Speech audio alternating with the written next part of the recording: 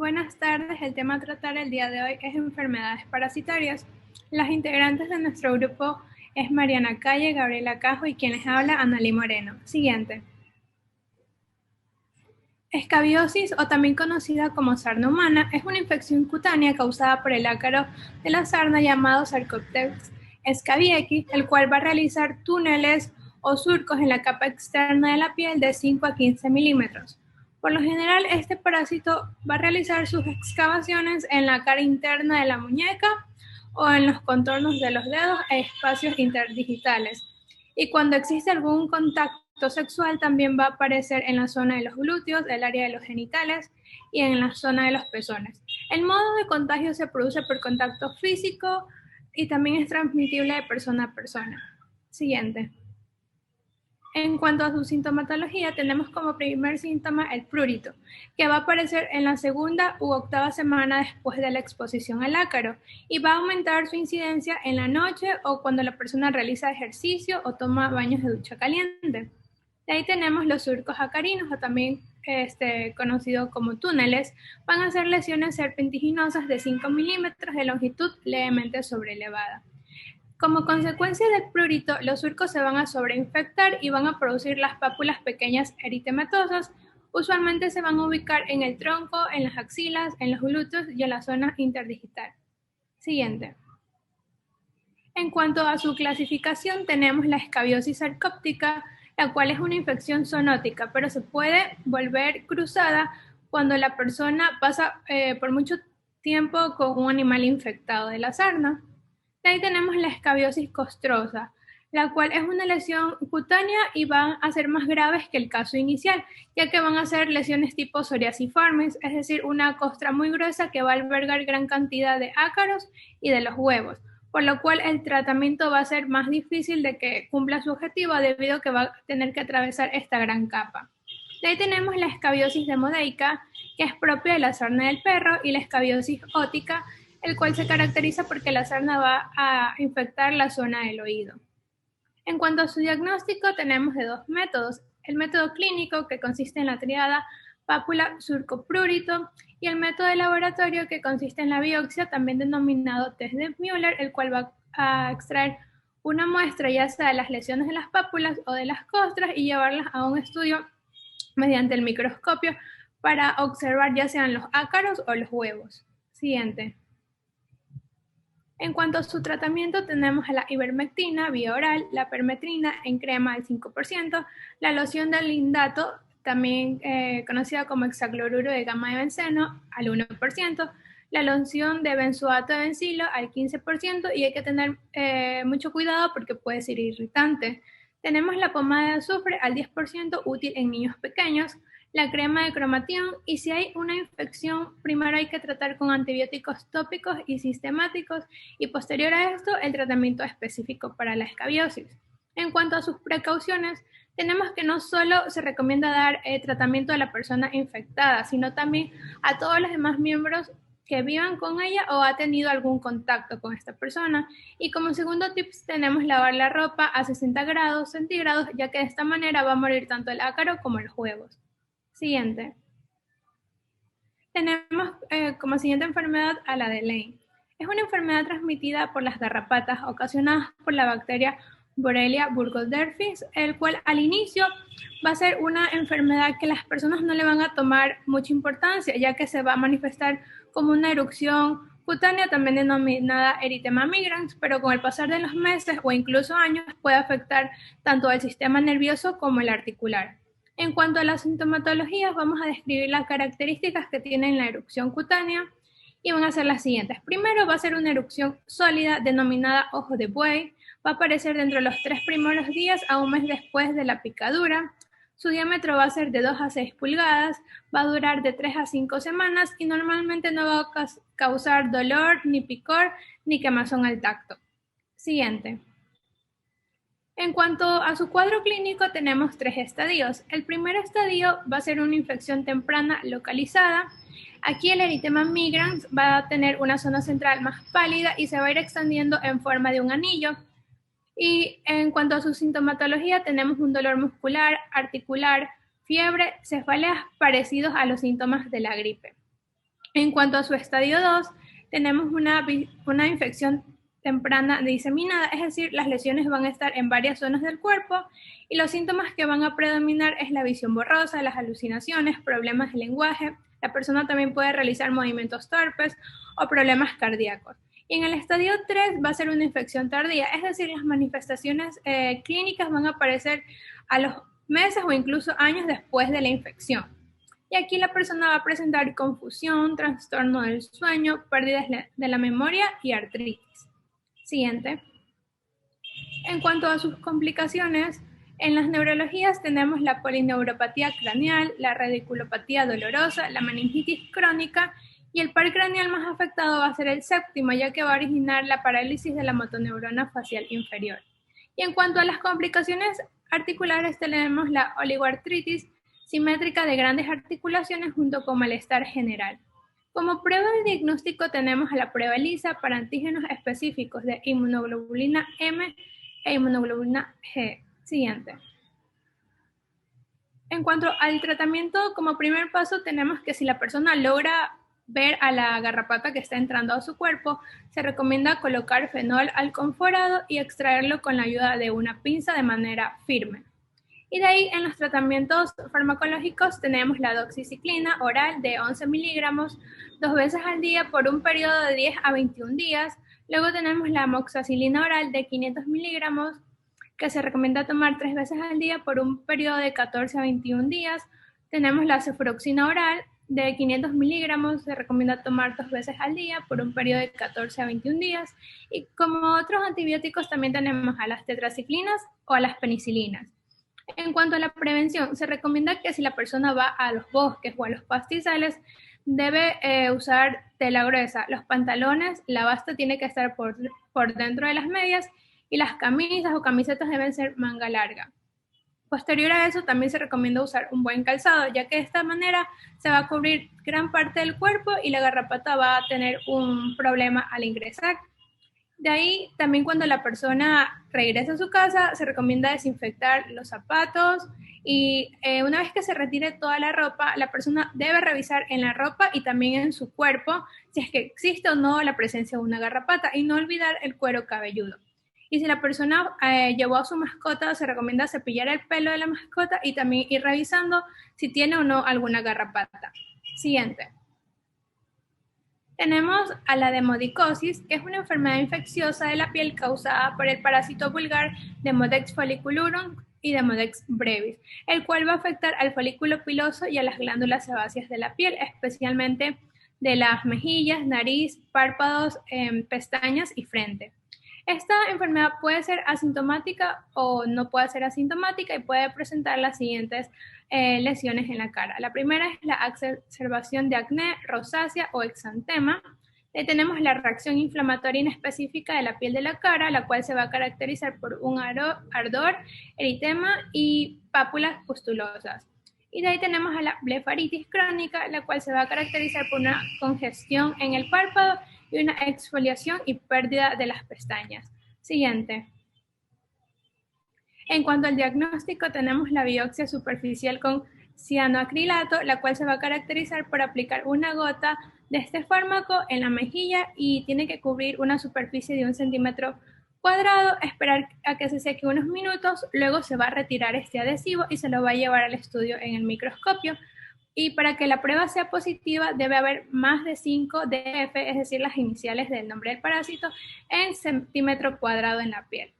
En cuanto al tratamiento, tenemos a la ivermectina de 200 miligramos sobre kilo de peso, el cromatión al 10% 1 o 2 veces a la semana durante varias semanas, el benzoato de bencilo al 12%, más la permectrina al 5% y también tenemos otro fármaco que es el lindano. En cuanto a la prevención, se recomienda que la persona debe lavarse la cara diariamente, evitar el uso de aceites o pomadas grasosos en la cara y se recomienda realizar exfoliaciones. De esta manera, la cara va a estar más limpia. Siguiente.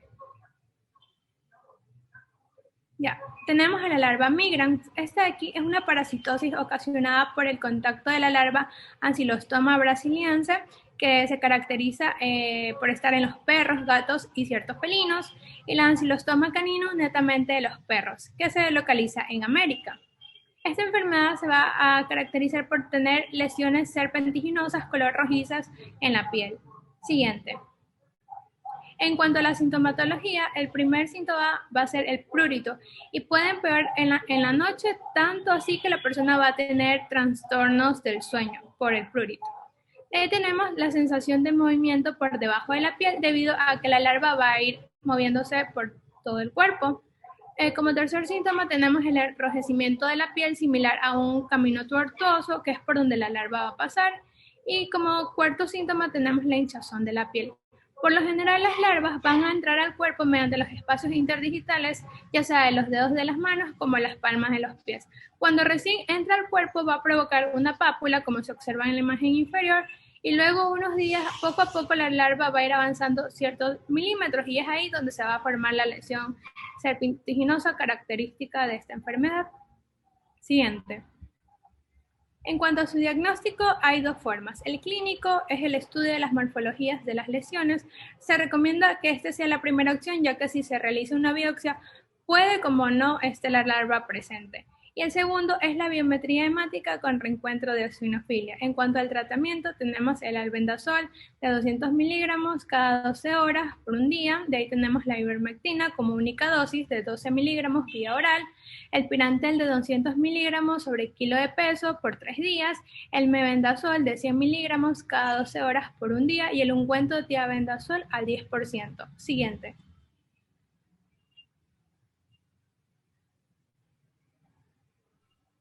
Siguiente. Ya, yo les voy a hablar sobre la anastomosis.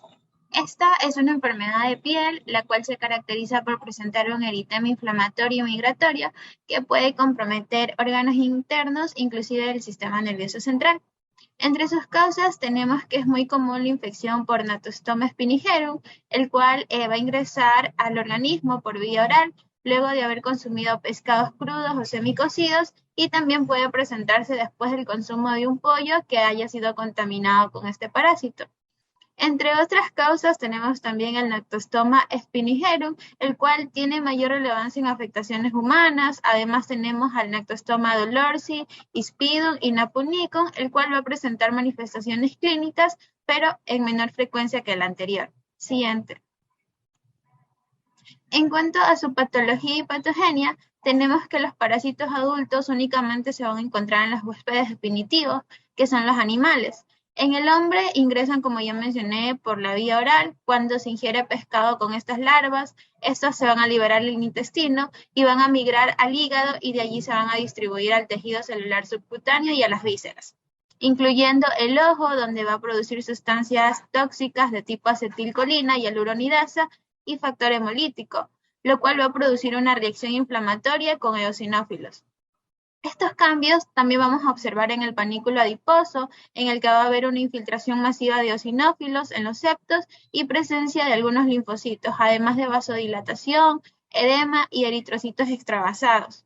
El infiltrado también va a comprometer lo que es la dermis profunda y en este caso vamos a denominarla paniculitis eosinofílica migratoria o también paniculitis nodular eosinofílica migratoria. Cuando llega a las vísceras o al sistema nervioso central, se puede presentar como granulomas eosinofílicos y meningitis eosinofílica. Siguiente. Ya, en cuanto a su cuadro clínico, tenemos que es muy frecuente que se afecte la piel y el tejido celular subcutáneo. Además, vamos a observar paniculitis migratoria nodular, el cual es una inflamación de la grasa nodular que afecta principalmente a dos partes del cuerpo, que es el tronco y las extremidades superiores. Además, vamos a encontrar erupciones cutáneas que aparecen luego de haber migrado la larva y edema que aparece luego de 1 a 2 semanas. Esta va a estar acompañado de dolor, prurito y eritema. Cuando se localiza en el ojo, se va a producir un edema intermitente en la cara, incluyendo párpados y celulitis orbitaria, que en muchas ocasiones esto puede llevar a ceguera. Además, se puede presentar dolor abdominal, estenosis esofágica, dolor torácico, hemoptisis y disnea en casos de invasión pulmonar. Cuando el parásito se encuentra en el sistema nervioso central, se puede originar una meningitis eosinofílica, como ya mencioné, y esto va a cursar con cefalea, deficiencias motoras y sensitivas en las extremidades. En la imagen nosotros podemos observar una lesión cutánea alargada edematosa, la cual tiene un aspecto eritematoso hemorrágico que se va a extender desde el flanco abdominal derecho hasta el izquierdo. Y en el cuadro pequeño observamos el sitio donde se inició la lesión. En cuanto al diagnóstico, tenemos que se utiliza la técnica de ELISA, la cual nos permite determinar los anticuerpos contra Anaclostoma spinigerum. Tiene una sensibilidad del 59 al 98% y una especificidad entre el 88 y 96%. También podemos realizar otras pruebas como es el DOT ELISA y como prueba confirmatoria al Western Blot. En cuanto al tratamiento, tenemos que se basa únicamente en antibióticos, en primer lugar la ivermectina, la cual se la da en pacientes que no toleran el albendazole y se da en una dosis de 200 microgramos por kilo. Seguido del albendazole, la cual la dosis es 400 miligramos durante 24 días y por último los glucocorticoides. Siguiente. Ya, en cuanto a la pediculosis, tenemos que esta es producida por los piojos, mayormente se ven afectados los niños y se manifiesta tanto en el cuero cabelludo como en áreas del pubis. En cuanto a la etiología, tenemos que pertenecen a la familia Thiraptera y los que afectan al hombre se los clasifica como pedicululus humanus. Estas pediculosis la podemos clasificar de la siguiente manera. Principalmente la pediculosis capitis, la cual es producida por el parásito Pedicululus humanus capitis y su principal forma de contagio es el contacto físico. Se localiza generalmente en el cuero cabelludo. En cuanto a la pediculosis corporis, esta es producida por el parásito Pedicululus corporis. Usualmente se ven afectadas las zonas de contacto con la vestimenta, en las cuales los parásitos van a depositar los huevecillos y de esta manera se van a contaminar. También tenemos la pediculosis pubis, que es producida por la infección del parásito Tirus pubis, el cual se caracteriza por ser pequeño, de una longitud de aproximadamente 1 a 2 milímetros y usualmente se ha afectado la zona púbica. Sin embargo, existen casos en los que afecta también la barba, las cejas y las pestañas. Su modo de transmisión es principalmente en contacto en las relaciones sexuales y a diferencia de los piojos de la cabeza y del cuerpo, estos se mueven frecuentemente y se fijan a la base del pelo. Siguiente. Con respecto al cuadro clínico, tenemos que uno de los principales síntomas y el más frecuente va a ser el prurito del cuero cabelludo, especialmente en la región occipital o el lugar donde el parásito se va a localizar. También tenemos que puede presentar máculas pápulas o vesículas muy pruriginosas, las cuales se deben a la acción irritante del parásito. También cabe recalcar que el prurito va a tardar de 4 a 6 semanas en aparecer tras la primera infestación. Si el prurito es muy intenso, puede ocasionar escoriaciones por el rascado, eczemas y sobreinfección bacteriana. El piojo al momento de picar va a liberar su saliva y este va a producir una respuesta inmune local que ocasiona picor y también la sensación de un cuerpo extraño en el cuero cabelludo. El diagnóstico de las 3 pediculosis se hace por la sintomatología y la observación de las liendres o parásitos adultos. La recolección de estos principalmente se los va a hacer de manera manual o con una peinilla de dientes apretados. En cuanto a la epidemiología, el control y la prevención, tenemos que esto predomina principalmente en grupos de población con mala higiene personal y nivel socioeconómico bajo, por lo que es recomendable tener buen aseo personal, tanto de la persona como de la ropa. Siguiente. Ya, el tratamiento. Esto se basa en medicamentos orales o tópicos. Muchas veces se requiere cortar el cabello o el pelo pubiano como medida complementaria. Esto depende de la gravedad del caso. Si existe infección secundaria, es necesario administrar antibióticos y si el prurito es muy intenso, antihistamínicos. El tratamiento consiste en una loción o crema que contenga permetrina al 1%, piretroides naturales como el crisantemato, piretroides sintéticos como la permetrina, fenotrina, violetrina, órganos clorados como el lindano, órganos fosforados como el malatión, pero una dosis baja porque este tiene alto riesgo de toxicidad. También tenemos carbamatos como carbaril y entre otros el butóxido de piperonilo. Esto se recomienda repetir entre 7 y 10 días después para de esta manera asegurar que no haya sobrevivido ninguna liendra. También es recomendable utilizar peines especiales, las cuales se las llama liendreras. Siguiente. Ya, en cuanto a la dermatitis por Paederus, tenemos que esta es una afectación cutánea causada por el insecto llamado Paederus. Este se caracteriza por ser una lesión irritante en áreas expuestas, generalmente el cuello, la cara o las extremidades. El insecto, al secretar esta sustancia tóxica, va a producir una lesión vesícula ampollosa y vulgarmente lo conocemos como poetazo. En cuanto a la etiología, tenemos que el producto de la exposición del insecto coleóptero pertenece a dos géneros, al Paederus brasilensis, que predomina en Latinoamérica, y Paederus columbius. Una vez que el insecto produce una sustancia, esta va a provocar una irritación en la piel. El cuadro clínico cursa los síntomas van a aparecer entre 24 y 48 horas y tardan una semana o más en desaparecer. La gravedad de los síntomas depende de la concentración de paderina en contacto con la piel. Y entre los síntomas generales tenemos un edema y sensación de ardor, vesículas, eritema y lesiones lineales como un latigazo. En la imagen nosotros vamos a observar una lesión vesícula ampollosa, la cual es muy característica de esta patología. Siguiente. Se puede presentar de tres formas: lineal, localizada y edematosa. Lineal, como su nombre lo indica, de manera lineal, y también se lo conoce como poetazo. Localizada, esta produce lesiones en pequeñas proporciones y causa pocos síntomas, por lo cual las personas suelen automedicarse. Y edematosa, la cual es muy común que se localice en la cara y presente eritema y vesículas. En cuanto al tratamiento, tenemos que se basa en corticoides tópicos y en casos más complicados podemos administrar prednisona por vía oral, 0.5 kilogramos por día. Y puede ser necesario también el uso de antiinflamatorios. Siguiente. Ya, la filariasis. Esta es una enfermedad parasitaria tropical causada por un nemátodo que invade los linfocitos y los tejidos subcutáneos. Produce manifestaciones dolorosas y desfigurantes. En cuanto a las causas, tenemos que el agente causal es la Wisheria bancrofti. La infección es transmitida por los mosquitos, los cuales van a captar las microfilarias que se encuentran en la sangre de los portadores infectados. Estas van a madurar en el mosquito hasta convertirse en larvas maduras, las cuales son inoculadas en las personas que son picadas. Después, estas larvas van a pasar al sistema linfático, en donde se vuelven gusanos adultos que producen durante muchos años microfilarias. Estos gusanos productores de la enfermedad son de la familia Filarioidea y son de tres tipos: Wisheria bancrofti, Brugia malayi y Brugia timori. Siguiente.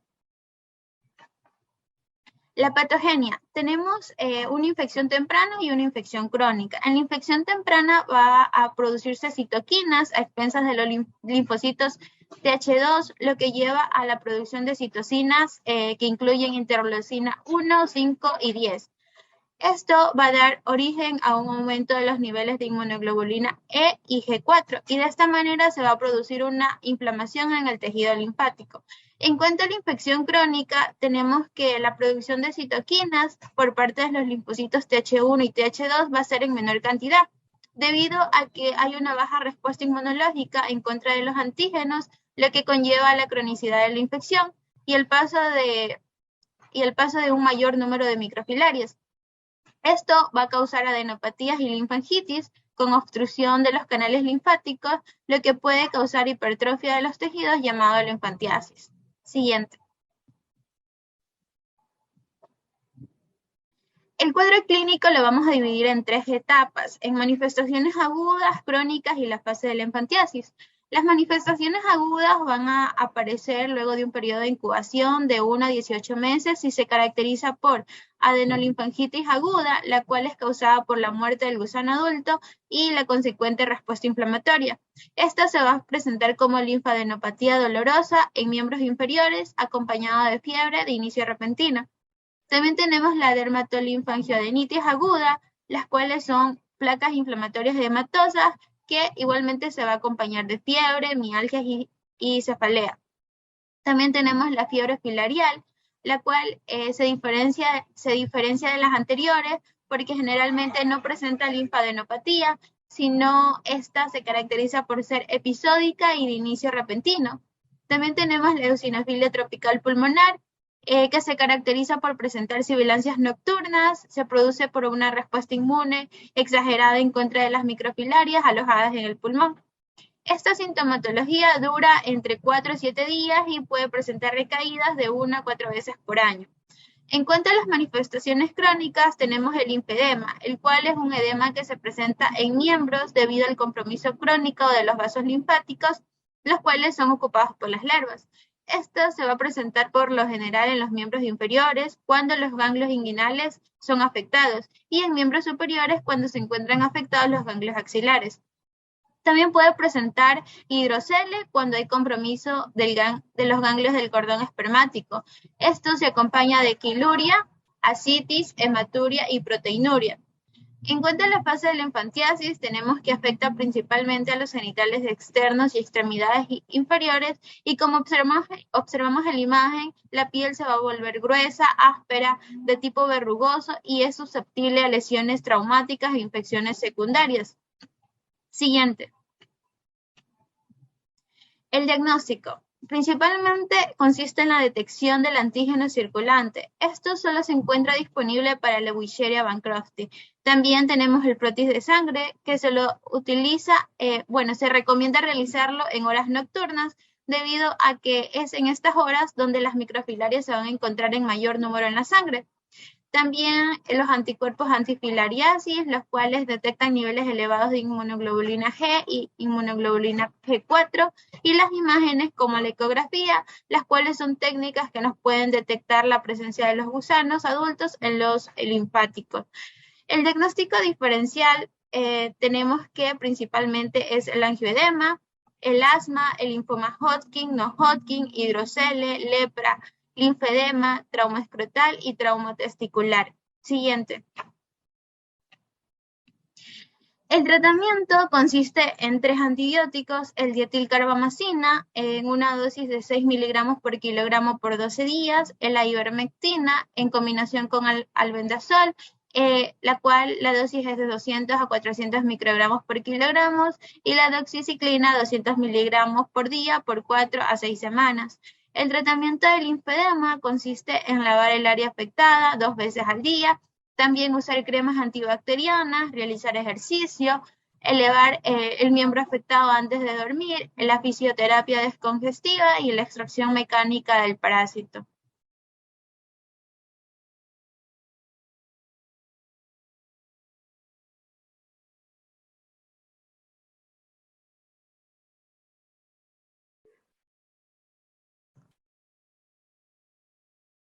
Ok, buenos días, compañeros. Mi nombre es Gabriela Cajo. Yo voy a hablar sobre lo que es la leishmaniasis.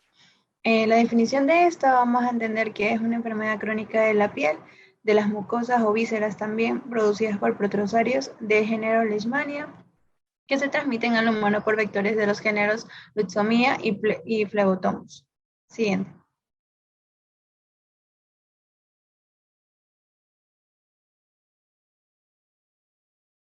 Ok, en epidemiología vamos a tener en cuenta que es una de las 10 enfermedades tropicales más importantes de la OMS. Se estima que existen 14 millones de personas infectadas en el mundo y que cada año se registran 2 millones de casos nuevos. 1,5 millones corresponden a la leishmaniasis cutánea, 90% ubicados en Afganistán, Arabia Saudita, Argelia, Brasil, Perú, Irán, Nepal y Sudán. 500.000 corresponden a la leishmaniasis visceral, que corresponde al 90% que ocurre en Bangladesh, en Brasil, India, en Nepal y también en Sudán. Y la leishmaniasis cutánea post-Kala-Azar tiene 2 focos, que en sí va a ser el Sudán y el este de África, correspondiente al 50-60%, e India subcontinental, correspondiente al 10%.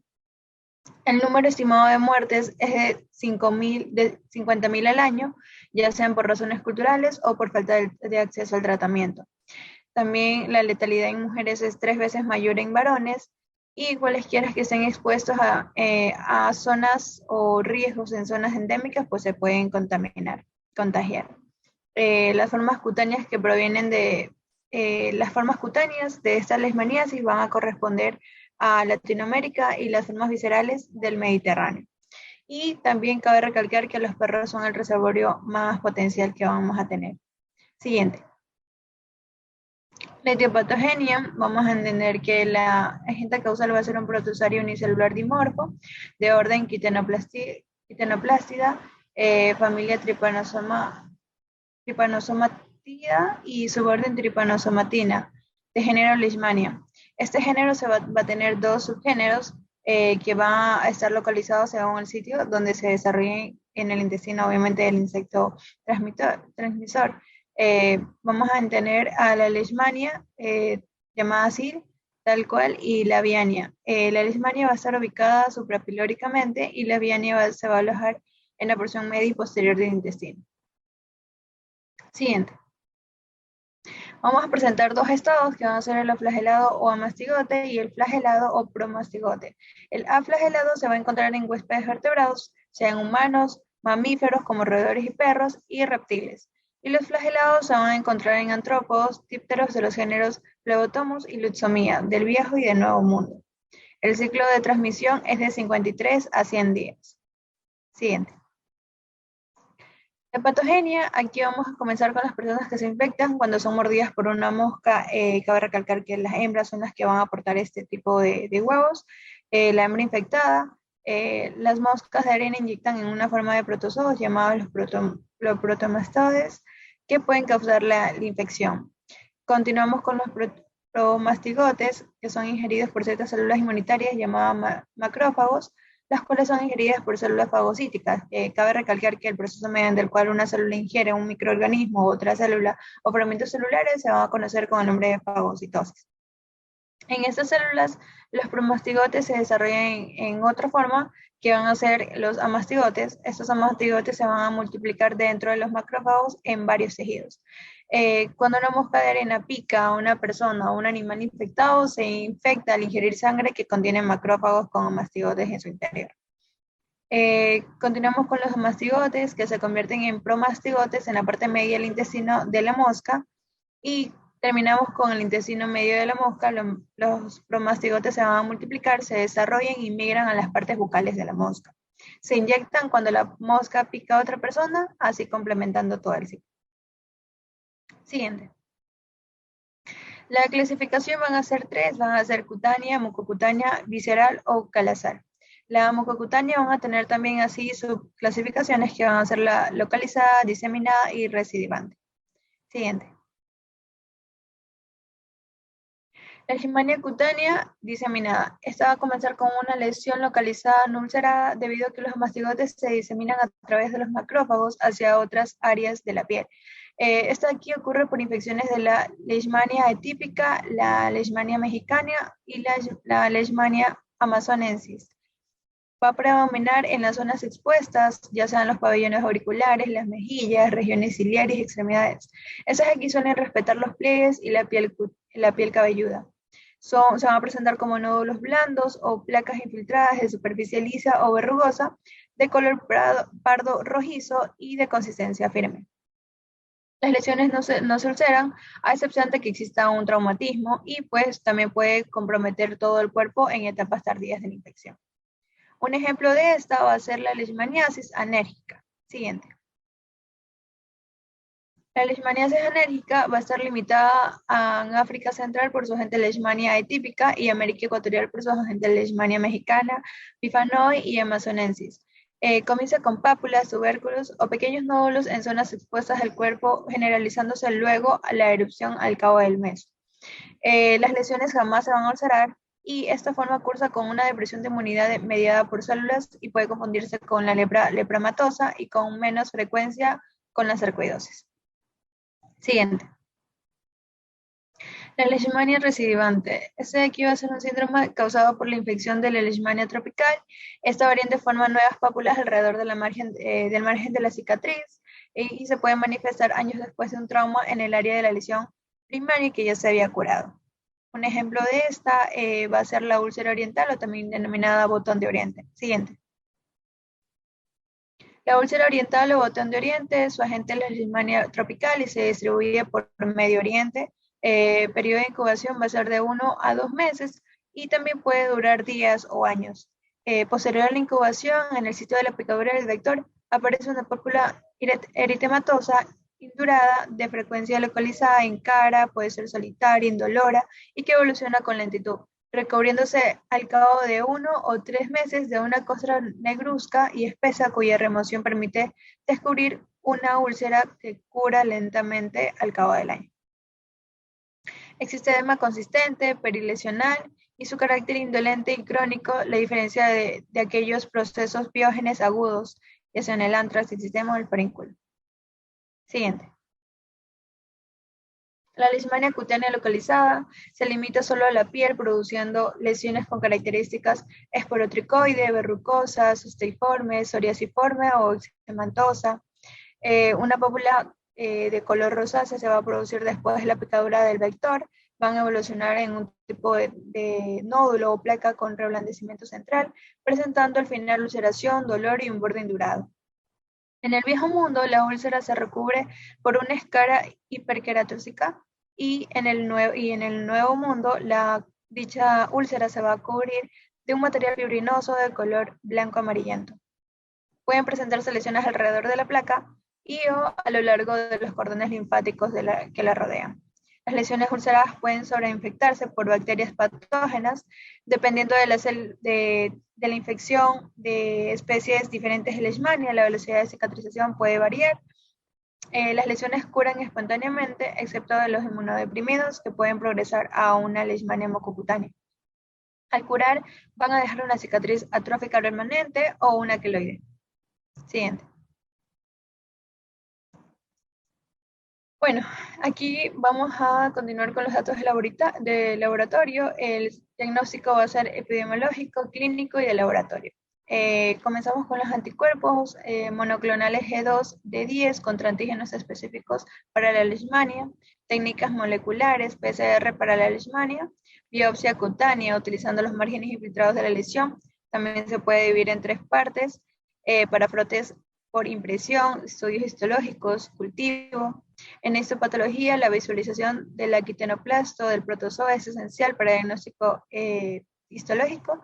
La tinción de hematoxilina iosina y la tinción de IEMSA son usadas típicamente. Aquí el kinetoplasto se tiñe de color rojo o violeta. Continuamos con el cultivo. En medios apropiados, los amastigotes se pueden convertir en promastigotes y pueden utilizarse los medios de cultivo Snyder, Novi, Magnell o Nicole. Cabe recalcar que los protozoos van a crecer mejor en una temperatura de 26 grados centígrados. Siguiente. El tratamiento. Vamos a tener tratamiento oral en el que va a constar, se basa en el uso de las soles, en el fluconazol o ketoconazol. Las miltefonicinas van a ser HIV-1 positivo, en donde se va a administrar 100 miligramos al día por 18 días, y el HIV-1 negativo, donde se va a administrar 50 miligramos MB o TB, dependiendo del peso, por 28 días. El tratamiento parenteral va a incluir agentes antimoniales pentavalentes, la anfoteracina, la pentamidina. La anfoteracina B y los antimoniales pentavalentes tienen actividad frente a la leishmaniasis cutánea del viejo y del nuevo mundo. Estivogluconato sódico intramuscular e intravenoso, 20 miligramos por kilogramos por día durante 20 días. Y por último, los tratamientos locales. Aquí van a resultar más eficaces la combinación de la crioterapia seguido de la administración intralesional de antimoniales pentavalentes, como puede ser el glutathione. El uso de la crioterapia solo es eficaz en lesiones pequeñas y para las lesiones ulceradas se pueden usar paromicina tópica. Y también pues la terapia fotodinámica. Siguiente.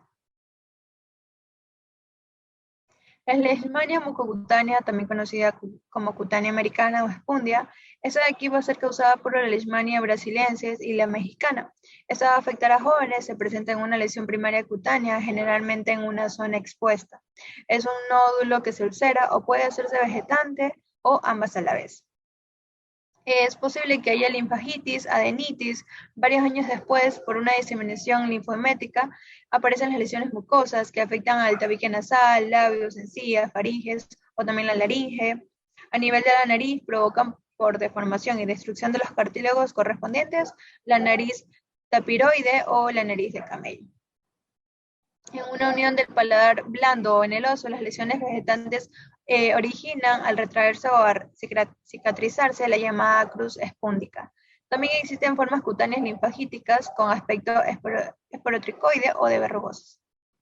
Todas estas lesiones continúan progresando y destruyendo, así también como mutilando las zonas vecinas y llegan lentamente a la muerte por complicaciones ya sea respiratorias, infecciosas o cancerígenas. Siguiente. El diagnóstico va a ser igual a la leishmania cutánea. Hasta aquí también vamos a realizar frotis, cultivo, histopatología, inmunología y reacciones en cadena de polimerasa. Siguiente. En los tratamientos, aquí vamos a administrar metilglutamida diariamente intramuscular por 10 a 15 días. Esta también puede ser repetida 2 veces, 2 semanas después en el caso de ser necesario. Estivogluconato sódico, 20 miligramos por día por 20 días, ya sea intramuscular o intravenoso. En casos de refractarios a la terapia antimonial, vamos a usar anfoteracina B a 200 a 1800 miligramos, utilizando también 50 miligramos diarios en 50 cc de dextrosa al 5%. Estibilmadina y la pentamidina, la pirimetamina y antimalarios, es como el cicloconilpamuato, también vamos a utilizar en esta.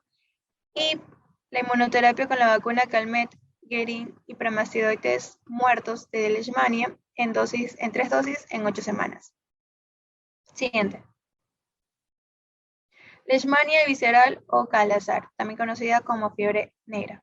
Esta de aquí es causada por la Leishmania donovani, genera mortalidad alta, predominancia en niños, produce lesiones en el sistema retículo endotelial, se manifiesta por adenomegalia, hepatoesplenomegalia, fiebre, pérdida de peso, astenia, hiperpigmentación cutánea, principalmente ya sea en la frente o alrededor de la boca, las manos y la línea central del abdomen.